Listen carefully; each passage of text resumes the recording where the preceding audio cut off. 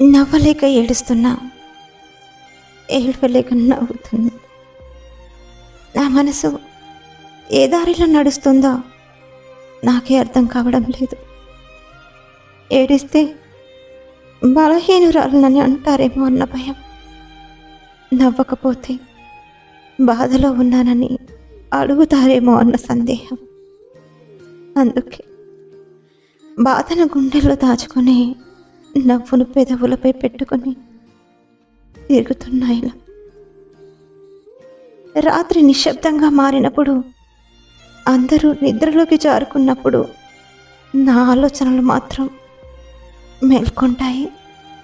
గతం గుర్తొస్తుంది, మాట్లాడని మాటలు గుర్తొస్తాయి, చేరుకోలేని మనుషులు గుర్తొస్తారు, మార్చలేని పరిస్థితులు గుర్తొస్తాయి. అప్పుడు కళ్ళలో కన్నీళ్ళు తిరుగుతాయి, కానీ అవి కూడా బయటికి రావడానికి భయపడతాయి. ఎందుకంటే చాలా రోజులుగా బాధను దాచుకోవడం అలవాటైపోయింది.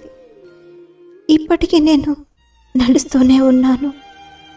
బాధతో కాదు, ఆశతో కాదు, రెండింటి మధ్యలో ఎక్కడో.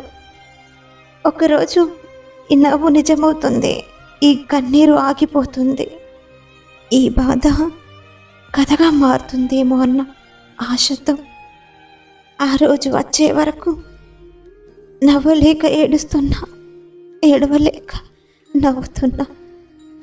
బతకలేక కాదు, మళ్ళీ నవ్వే రోజు కోసం బతుకుతున్నా, అంతే.